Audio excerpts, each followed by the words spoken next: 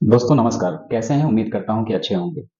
जमशेदपुर शहर के कदमा थाना क्षेत्र के N97 में रहने वाला टाटा स्टील के फायर ब्रिगेड कर्मचारी दीपक ने अपने घर में जिस तरह से अपने ही परिवार के 3 सदस्यों समेत 4 लोगों की बड़ी ही बेरहमी से हत्या की थी, उस घटना को आज भी जमशेदपुर शहर के लोग भूल नहीं पाए हैं। क्योंकि दीपक ने अपनी पत्नी, 2 बेटियों और एक ट्यूशन टीचर की हत्या कर दी थी। दोस्तों, इस घटना की पूरी सच्चाई को जानने के लिए हमारे साथ आखिर तक बने रहिएगा इस वीडियो में।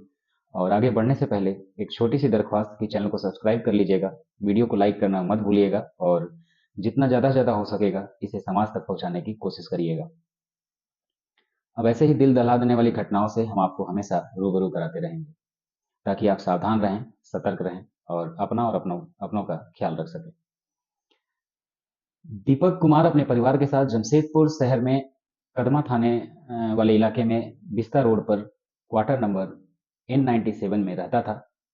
परिवार में कुल 4 लोग थे। दीपक, उसकी पत्नी वीणा और उसकी 2 बेटियां। बड़ी बेटी श्रावणी 15 वर्ष की थी और छोटी बेटी दिव्या 10 वर्ष की। दीपक की जो उम्र थी वो 40 वर्ष थी और उसकी पत्नी वीणा लगभग 36 वर्ष की थी। मूल रूप से बिहार के खगड़िया जिले का वो रहने वाला था। दीपक टाटा स्टील कंपनी में फायर ब्रिगेड कर्मचारी था। पिछले कुछ सालों से नौकरी के सिलसिले में वो जमशेदपुर में रहने लगा था और उसकी सैलरी भी ठीक ठाक थी और साइड बिजनेस के रूप में वह ट्रांसपोर्ट का काम भी किया करता था। इसलिए घर में किसी तरह की कोई प्रॉब्लम उस समय तक नहीं थी, लेकिन दोस्तों के धोखा देने की वजह से और लॉकडाउन में ट्रांसपोर्ट का जो बिजनेस था वो बंद हो जाने की वजह से दीपक के घर में आर्थिक स्थिति थोड़ी दयनीय हो गई थी, खराब हो गई थी। और फिर 12 अप्रैल को दीपक ने अपने दोस्त रोशन और उसकी पत्नी आराध्या को लंच पर इनवाइट करता है, उसको बुलाता है उन लोगों को। और सुबह के करीब 9:30 बजे जब दीपक का फोन आया, तब रोशन ने तबीयत ठीक ना होने की बात कहकर दीपक के घर आने से मना कर दिया। अब लेकिन दीपक के बार बार फोन करने पर रोशन ने कह दिया कि तबीयत ठीक रही तो वह दोपहर 12 बजे के आसपास में आने की कोशिश करेगा। रोशन और उसकी बीवी आराध्या से दीपक के पारिवारिक संबंध थे और इसकी वजह यह थी कि दरअसल रोशन आराध्या से प्यार करता था, लेकिन दोनों के घर वाले इस रिश्ते के लिए राजी नहीं थे। उस समय दीपक ने इन दोनों के परिवार वालों को रजामंद किया और रोशन और आराध्या की शादी करवाई थी।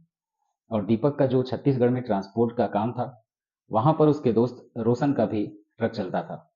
रोशन की पत्नी आराध्या दीपक को मामा कहती थी और रोशन और आराध्या कुछ महीने पहले ही जमशेदपुर में शिफ्ट हुए थे, वहां रहने गए थे। अब लेकिन जब आराध्या या रोशन का कोई फोन नहीं आया तो दीपक ने दोपहर में करीब 1 बजे अपनी पत्नी वीणा के मोबाइल से आराध्या को फोन करके लंच पर जरूर आने के लिए कहा। तो आराध्या मना नहीं कर पाई और उसने कहा ठीक है, वो आ जाएगी मामा जी, हम जरूर आएंगे, वो कहती है। और दोपहर में करीब 2:30 बजे रोशन अपनी पत्नी आराध्या और 1 साल की बेटी थी उसके साथ कार से कदमा में दीपक के घर पहुंचता है। और रोशन के साथ उसका साला अंकित भी था, क्योंकि अंकित दिल्ली में रहता था और वह बहन बहनोई से मिलने जमशेदपुर आया हुआ था। अब रोशन और आराध्या जो थे वो दीपक के घर पर लंच पर जा रहे थे, इसलिए अंकित घर में अकेला बोर होगा यह सोचकर वो उसे भी साथ ले लेते हैं। अब दीपक के घर पहुंचने पर दीपक ने ही गेट खोला।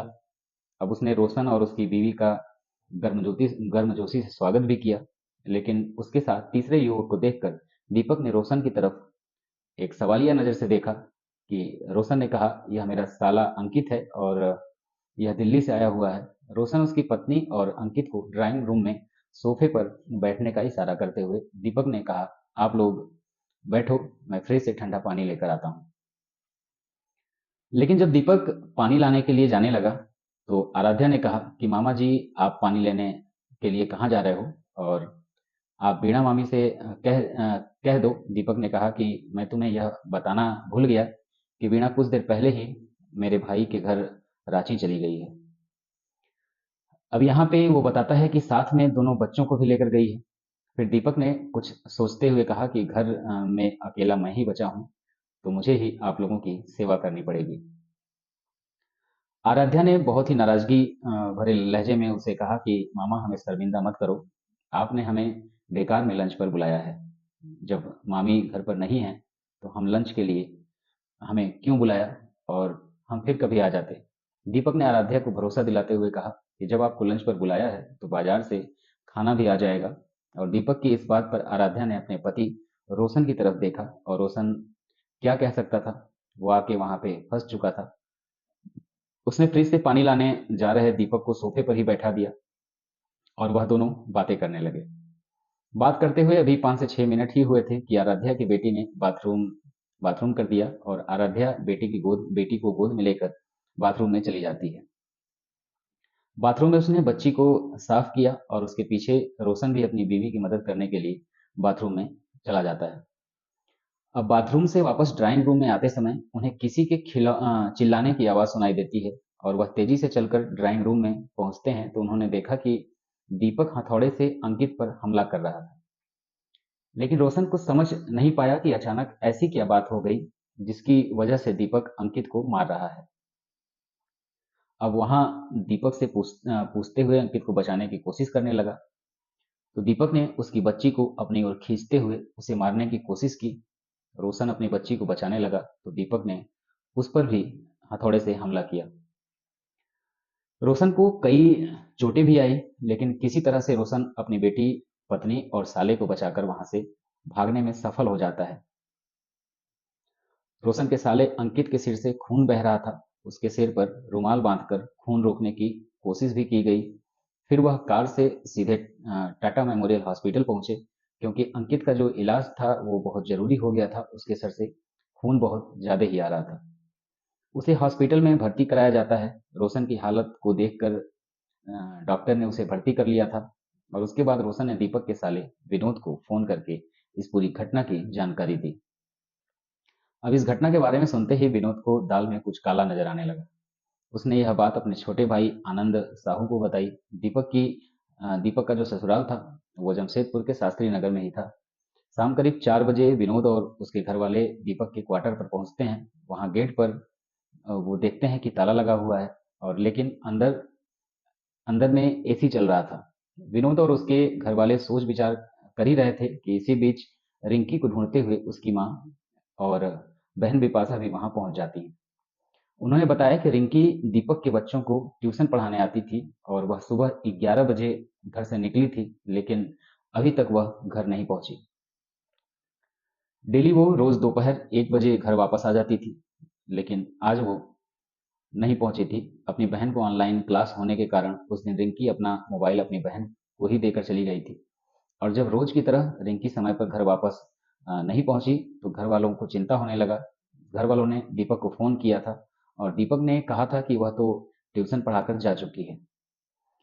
अब इसके बाद जब दोपहर के 3 बजे तब तक रिंकी घर नहीं पहुंची थी तो उसकी माँ नीलिमा और बहन विपाशा दीपक के क्वार्टर पर पहुंच जाते हैं और इसी चिंता में कि माँ बेटी वहां से सीधा कदमा थाने पहुंच जाते हैं और पुलिस को अपनी सारी बात बताते हैं। पुलिस ने किसी दुर्घटना होने की आशंका जताते हुए एक बार हॉस्पिटल में देखने की सलाह देते हैं और अ, वो हॉस्पिटल चली जाती है और लेकिन वहां पर भी उसका कुछ भी पता नहीं चलता है। थक हार कर वो दोनों दोबारा दीपक के क्वार्टर पर आते हैं। यहाँ उन्हें विनोद और उसके घर वाले मिले और विनोद ने रिंकी की माँ और उसकी बहन के साथ बात करते दीपक के क्वार्टर के दरवाजे पर लगा हुआ ताला तोड़ दिया। विनोद अंदर कमरे में गया और चीखते चिल्लाते हुए बाहर निकल आया। उसने बताया कि वीणा और उसकी दोनों बेटियां मरी पड़ी। यह सुनकर विनोद के साथ दूसरे लोग भी कमरे में जाते हैं। उन्होंने वीणा और दोनों बच्चियों को हिलाया लेकिन कोई भी कुछ भी बोलने में असमर्थ था क्योंकि वे सब मर चुके थे। उनके शरीर में कोई हलचल नहीं हुई। वीणा और उसकी दोनों बेटियों के शव देखकर विनोद और उसके घर वाले रोने लगे। अब इधर दीपक की पत्नी और बेटियों के शव देखकर रिंकी की माँ और बहन को शक हुआ और खोजबीन में रिंकी की एक चप्पल उन्हें बाहर पड़ी मिल गई। उन्होंने देखा कि एक चप्पल उसका बाहर ही पड़ा हुआ है और इससे उनका संदेह और बढ़ गया और वह घर में रिंकी को तलाश करने लगी। उसकी स्कूटी जो थी वो बालकनी में नीचे खड़ी थी लेकिन रिंकी कहीं कहीं मिल नहीं रही थी। उसकी बहन विपाशा अपनी माँ को दिलासा देते हुए अलग अलग कमरों में पड़ी चीजों को हटाकर देखने लगी और जैसे ही उसने एक कमरे में पड़े पलंग का एक बॉक्स था, उसको खोला तो उसमें रिंकी का शव पड़ा हुआ था। अब उसके हाथ बंधे हुए थे, उसकी लाश जो है अर्धनग्न अवस्था में पड़ी थी। रिंकी का शव देखकर नीलिमा और बिपाशा रोने लगी और एक ही क्वार्टर में 4 लोगों की हत्या होने की बात पूरे शहर में अभी तक फैल चुकी थी। अब इस बात की जानकारी जैसे ही पुलिस को मिलती है तो कदमा थाना प्रभारी से लेकर डीएसपी, एसपी सारे लोग अपनी फॉरेंसिक टीम को लेकर मौके पर पहुंच जाते हैं। पुलिस अफसरों ने घटनास्थल का पूरा मुआयना किया। उन्हें कमरे की दीवार पर खून के कुछ छींटे भी मिलते हैं। तलाशी ली जाती है पूरे कमरे की और तलाशी के बाद खून में सना हुआ हथौड़ा और खून लगा हुआ एक तकिया भी मिलता है और शराब की एक बोतल भी वहां पे पड़ी मिलती है। फॉरेंसिक जो टीम थी, फॉरेंसिक टीम एक फिंगरप्रिंट्स लिए जाते हैं फॉरेंसिक टीम में और उस फिंगरप्रिंट्स को लिया गया, कुछ सबूत जुटाए गए। हालातों को देखकर ऐसा लग रहा था कि वीणा और उसकी दोनों बेटियों की हत्या कई घंटे पहले ही की गई है और पुलिस द्वारा अनुमान यह लगाया गया कि सुबह करीब 11 बजे के बाद ट्यूशन पढ़ाने रिंकी जब दीपक की बेटियों को पढ़ाने आई होगी उस समय, तो उसने वीणा और दोनों बच्चों के शव देख लिए होंगे और दीपक ने राज खुलने के डर से रिंकी को दूसरे कमरे में ले जाकर मार दिया होगा। अब रिंकी की हत्या 11 बजे से लेकर दोपहर के 1 बजे के बीच की गई थी, क्योंकि 1 बजे दीपक ने रोशन की पत्नी आराध्या को लंच पर बुलाने के लिए फोन भी किया था और 21 साल की रिंकी के अस्त व्यस्त कपड़ों को देखकर उसके साथ दुष्कर्म किए जाने का अनुमान भी लगाया गया।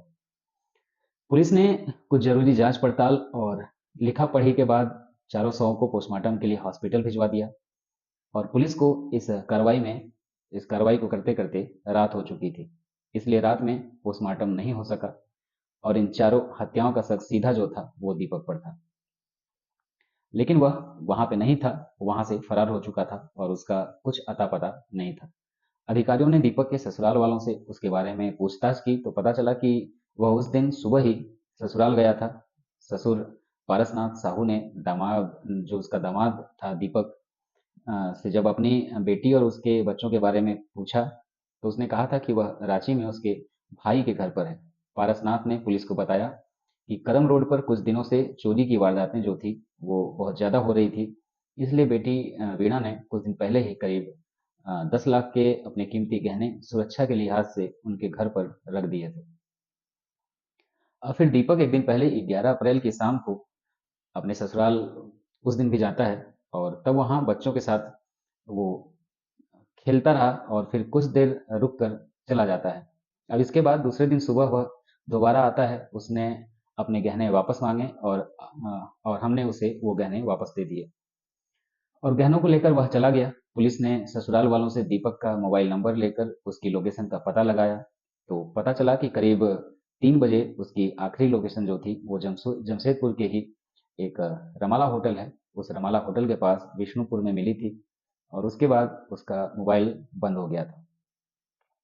दीपक की बुलेट भी उसके घर पर नहीं मिली, इसलिए पुलिस ने सोचा कि ससुराल से गहने लेकर वह बुलेट लेकर फरार हो गया।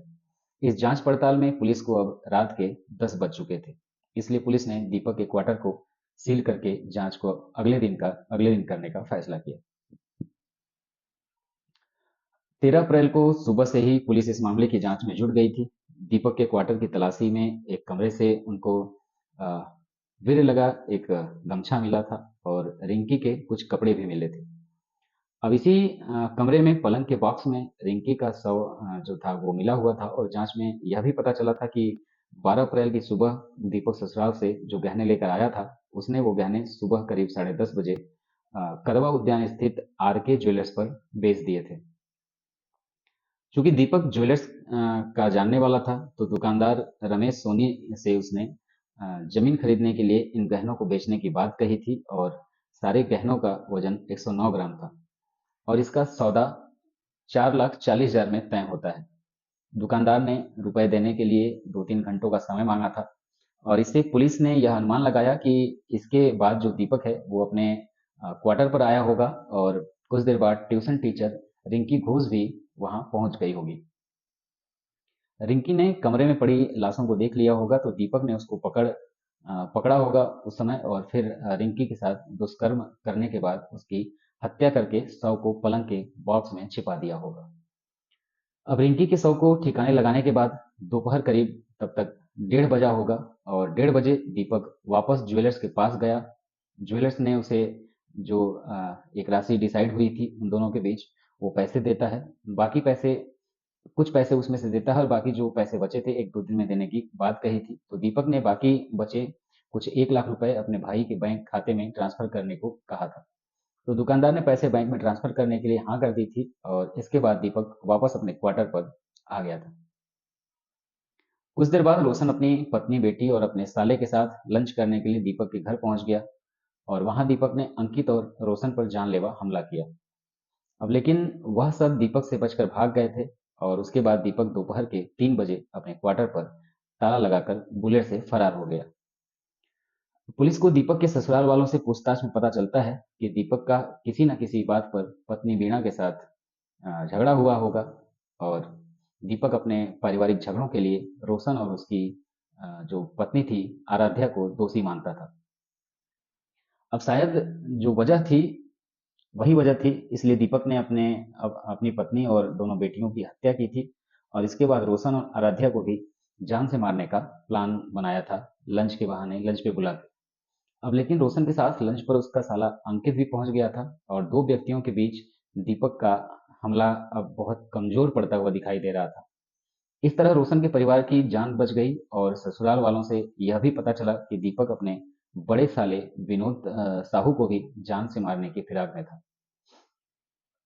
उसने जमीन के संबंध में कोई बात करने के लिए दोपहर में विनोद को फोन करके अपने घर बुलाया भी था, लेकिन विनोद काम में व्यस्त था और व्यस्त होने के कारण दीपक के घर नहीं जा सका, क्योंकि विनोद ने कुछ साल पहले किसी लड़की से अफेयर के मामले में दीपक की पिटाई भी की थी और तब से ही दीपक विनोद से रंजिश पाल के रखा हुआ था और दीपक के छोटे साले आनंद साहू के बयान पर आधार पर उसके कदमा थाने में दीपक के खिलाफ हत्या का मामला दर्ज कर लिया जाता है।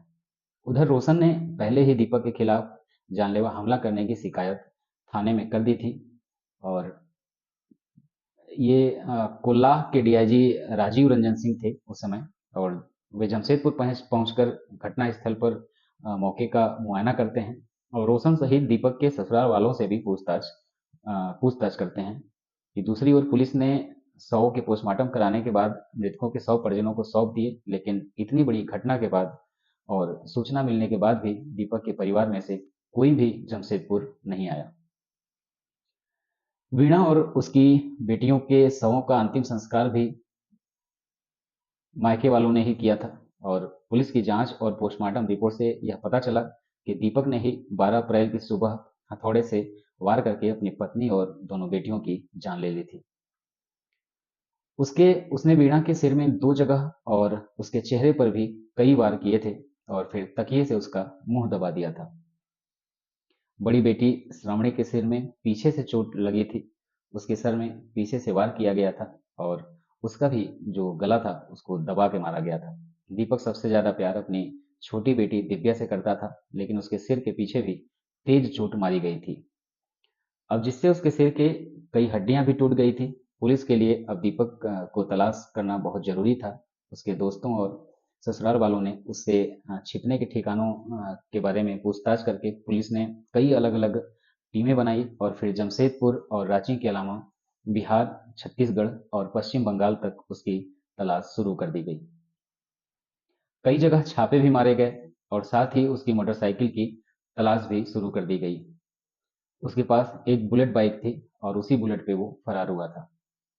पुलिस ने दीपक के भाई और बहनों से भी बात की और उनके मोबाइल नंबरों की भी जांच की और 4-5 दिन की भाग दौड़ के बाद 16 अप्रैल को पुलिस ने दीपक को धनबाद के इलाके से अरेस्ट कर लिया। दीपक 12 अप्रैल की दोपहर को जमशेदपुर से बुलेट लेकर निकला था और राउरकेला पहुंच गया था। बुलेट को उसने राउरकेला में ही कहीं छोड़ दी थी और दीपक वहां से टैक्सी लेकर पुरी चला गया और रांची से होते हुए 15 अप्रैल को धनबाद पहुंचा था। वहां वह एक होटल में रुका था क्योंकि दीपक अपने पास रखे हुए पैसों में से कुछ लाख रुपए अपने भाई के खाते में जमा कराना चाहता था। इसलिए वह 16 अप्रैल को धनबाद के प्राइवेट बैंक में पैसे जमा कराने के लिए जाता है और बैंक से पैसे जमा होते ही दीपक के भाई के मोबाइल नंबर पर एक मैसेज आता है। क्योंकि पुलिस ने दीपक और उसके भाई का मोबाइल नंबर पहले से ही सर्विलांस पे डाल रखा था, सर्विलांस पे लगाया हुआ था, इसलिए दीपक के भाई के नंबर पर मैसेज आते ही पुलिस को दीपक का सुराग मिल जाता है। सुराग मिलते ही तुरंत ही जमशेदपुर पुलिस ने धनबाद पुलिस को सूचना दी। धनबाद पुलिस जो थी वो आनन फानन में बैंक में पहुंच जाती है और ठीक उसी समय दीपक दोबारा बैंक में पहुंचा तो पुलिस ने उसे अरेस्ट कर लिया। अब पुलिस 17 अप्रैल हो जाता है। पुलिस 17 अप्रैल को धनबाद से दीपक को जमशेदपुर लेकर आई। अब जमशेदपुर में पुलिस ने दीपक से पूछताछ की तो दीपक ने पुलिस को इन चारों हत्याओं की जो कहानी सुनाई उसे सुनकर पुलिस वाले भी हैरान रह गए। दीपक ने पुलिस को बताया कि पहले वह परसुरई थाना इलाके के गांव सोपे डेरा में अपने माता पिता के साथ रहता था। अब वहां पर उनका जो आलीशान मकान था, प्रभु उसका वहां पे जिगरी दोस्त था और साल 2004 में दीपक की शादी वीणा से हो गई। 2012 में दीपक को टाटा स्टील में फायरमैन के पद पर नौकरी मिल जाती है और नौकरी मिलने के बाद वह जमशेदपुर के कदमा इलाके में आकर अपना डेरा जमा लेता है, वहां रहने लगता है। दीपक का परिवार जो था वो बढ़ रहा था और उसके साथ ही उसकी जिम्मेदारियां भी बढ़ रही थी और जिम्मेदारियां जब भी आती हैं अपने साथ खर्चे लेकर आती हैं। दीपक ने अपने दोस्त प्रभु से कोई साइड बिजनेस कराने की बात कही तो प्रभु ने उसे ट्रांसपोर्ट का काम करने का सलाह दिया। अब प्रभु ने उसे काम तो बता दिया था लेकिन दीपक के पास इतना पैसा नहीं था, तो इस पर प्रभु ने उसे एक सुझाव सुझाव दिया कि वह अपने सोपे डेरा का अपना पुश्तैनी जो मकान है उसे बेच दे, उसका पैसा ट्रांसपोर्ट में लगा दे और इसकी अच्छी आमदनी होगी। और दीपक को यह बात अच्छी लगी। फिर उसने अपना जो पुश्तैनी मकान था उसे कुछ 20 लाख रुपए में उसका सौदा तय होता है। उसने अपने भाई को 20 लाख रुपए में ये मकान दे दिया और 20 लाख रुपए दीपक के पास ही रहे। करीब 2 साल पहले उसके दोस्त प्रभु ने उसे 7 लाख में एक हाइबा और एक ब्लड दिलवा दी थी और यह हाइबा जो थी उसने अपने दोस्त प्रभु के जरिए जो बड़ा बेड़ा में चलवा रहा था और इसमें दीपक की अच्छी आमदनी होने लगी थी। अब लेकिन फिर 1 साल बाद कोरोना के कारण लॉकडाउन हो जाने से उसकी जो आमदनी थी वो काफी कम हो गई और इस बीच दीपक को पता चला कि प्रभु ने जो ट्रक दिलवाया था उस पर 5 लाख रुपए का टैक्स बकाया है। परिवहन विभाग का नोटिस आने पर दीपक ने कर्ज लेकर टैक्स तो जमा करा दिया। इसके लिए उसने टिस्का कॉर्पोरेट सोसाइटी से 45 लाख और अपने पीएफ अकाउंट से कुछ 5 लाख का कर्ज लिया था। दीपक की तनख्वाह तो 44,000 महीना थी लेकिन सोसाइटी से कर्ज लेने के बाद उसे केवल 8,000 ही मिलने लगे। अब ट्रक से भी जो आमदनी हो रही थी वो काफी कम हो चुकी थी। करीब 6 महीने पहले ही प्रभु ने दीपक को बताया कि उसका जो भांजा है रोशन खुद का और उसका ट्रक पश्चिमी बंगाल में खड़गपुर की एक स्टील कंपनी में वो अपना ट्रक चलवा रहा है। रोशन पहले से ही दीपक का दोस्त था और रोशन की शादी भी दीपक ने ही करवाई थी। इसलिए कमाई की उम्मीद में दीपक ने रोशन पर भरोसा करके बिना किसी लिखा पढ़ी के ही अपना ट्रक रोशन को सौंप दिया था। अब रोशन ने दीपक का ट्रक तो कंपनी में लगवा दिया लेकिन दीपक को कमाई का हिस्सा नहीं दिया और यही कारण था और इसी के चलते दीपक लगातार कर्ज कर्ज में और डूबता चला गया। दीपक अपनी इस बर्बादी के लिए प्रभु और रोशन को जिम्मेदार मानने लगा और वहां पर फिर दीपक ने उससे बदला लेने के लिए कुछ इस तरह से प्लान बनाया कि उन दिनों दीपक अपने मोबाइल पर वेब सीरीज देखा करता था और वेब सीरीज को देखकर ही उसने हथौड़े से हत्या करने का प्लान बनाया। उसने अपने दोनों दोस्तों को मारने की योजना बना ली थी अपने मन ही मन में, लेकिन वह इस बात से बहुत परेशान था कि प्रभु और रोशन की हत्या करने के बाद अगर वह पकड़ा जाता है और जेल जाता है तो उसके बाद उसके बीवी और बच्चों का क्या होगा। काफी सोच समझकर काफी सोच विचार करने के बाद उसने अपने परिवार को भी खत्म करने का एक डिसीजन ले लिया, एक खतरनाक निर्णय ले लिया। और 12 अप्रैल को दीपक सुबह जल्दी ही उठता है। उसने देखा कि उसकी पत्नी वीणा पानी भर रही थी और वह बिस्तर पर ही बेचैनी से इधर उधर करवटें बदल रहा था। उसकी पत्नी वीणा पानी भरने और छोटे मोटे घरेलू काम करने के बाद सुबह करीब 8 बजे फिर बेड पर लेट जाती है और दीपक ने उसी दिन अपने परिवार की और दोनों दोस्तों की हत्या करने का आखिरी फैसला लिया था। दीपक ने पहले से ही बेड के पास छिपाकर एक हथौड़ा रखा हुआ था, उसे निकालता है और वीणा के सिर में पीछे से वार कर देता है और इससे पहले कि वह कुछ कह पाती चीख पाती दीपक ने तकिए से उसका गला दबा दिया और वीणा की मौत हो जाती है। इसके बाद दीपक दूसरे कमरे में गया और वहां बेड पर उसकी दोनों बेटियां सो रही थी। दीपक ने एक नज़र उन्हें देखा, फिर बड़ी ही बेरहमी से दीपक ने पहले बड़ी बेटी के सिर में हथौड़े से वार किया, उसे मौत की नींद सुला दी एक ही बार में। फिर इसी तरह छोटी बेटी को भी मौत की नींद सुला दी। अपनी पत्नी और दोनों बेटियों की हत्या करने के बाद उसने रोशन को लंच पर आने के लिए फ़ोन किया। इसके बाद दूसरे दोस्त प्रभु को फ़ोन करके शाम को 4 बजे जो बेड़ा में मिलने की बात कही। दोनों दोस्तों से बात करने के बाद वह नहा धोकर ससुराल गया और वहां से अपने गहने लेकर ज्वेलर्स के पास पहुंचा और फिर वहां पहुंचने के बाद वो जो गहने थे उसे बेच दिया और बेचकर वह वापस अपने घर आ गया। दीपक ने पुलिस को बताया कि कुछ देर बाद रिंकी घोष उसके बच्चों को ट्यूशन पढ़ाने के लिए आ गई थी। रिंकी ने दीपक की पत्नी वीणा और बच्चों के जो शव पड़े थे उसे देख लिया था और दीपक को राज खुलने का डर सताने लगा। उस डर में ही उसने रिंकी के सिर पर भी हथौड़े से हमला करके उसे मार डाला और इसके बाद उसने रिंकी के मृत शरीर के साथ दुष्कर्म भी किया। अब रिंकी के शव को पलंग के पास जो बॉक्स बना हुआ था पलंग में उसमें छिपा देता है उसके शव को। लेकिन रोशन की हत्या का प्लान फेल हो जाने के बाद वह बहुत डर गया था और इसलिए अपने क्वार्टर पर ताला लगाकर वो बुलेट से फरार हो गया। इस तरह से उसकी प्रभु को मारने की योजना भी अधूरी ही रह गई। जल्लाद बने दीपक की सनक में ट्यूशन टीचर रिंकी बेमौत मारी गई। वह जमशेदपुर में कदमा रामजन नगर की रहने वाली थी। नीलिमा घोष की 3 बेटियों में सबसे बड़ी बेटी थी और जमशेदपुर वुमेंस कॉलेज में बीए की लास्ट ईयर की स्टूडेंट भी थी।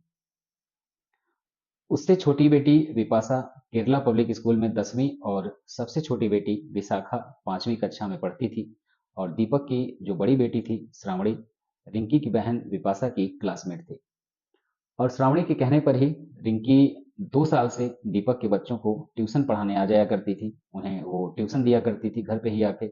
और इस घटना से कुछ दिन पहले ही दीपक अपने परिवार के साथ पूरी घूम कर आया हुआ था और 11 अप्रैल की रात को ही वह अपने परिवार के साथ एक पार्टी में गया था। यानी अ, देखने से ऐसा बिल्कुल भी नहीं लगता था कि दीपक इतना बड़ा झल्लाड़ साबित होगा, लेकिन अचानक इंसान से हैवान बने दीपक ने अपना हंसता खेलता परिवार उजाड़ दिया।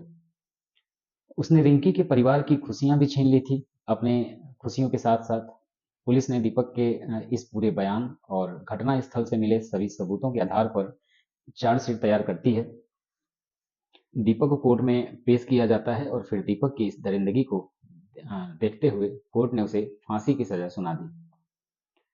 इस घटना को दोस्तों सुनाने का मकसद ये नहीं है कि आपको कोई दुख हो, कोई तकलीफ हो, आप सो न पाएं। ऐसा हमारा कोई मानसिकता नहीं है, कोई विचार नहीं है। इस घटना को सुनाने का एक ही मकसद है कि आप सावधान रहिए, सतर्क रहिए। अपनों पे भी आजकल विश्वास करने लायक नहीं रह गया है। तो आप सावधान रहिए और वीडियो को ज़्यादा से ज़्यादा शेयर कर दीजिएगा और चैनल को सब्सक्राइब करना बिल्कुल भी मत भूलिएगा। मिलते हैं अपने अगले वीडियो में एक नए कहानी के साथ। तब तक के लिए इजाज़त दीजिए। नमस्कार।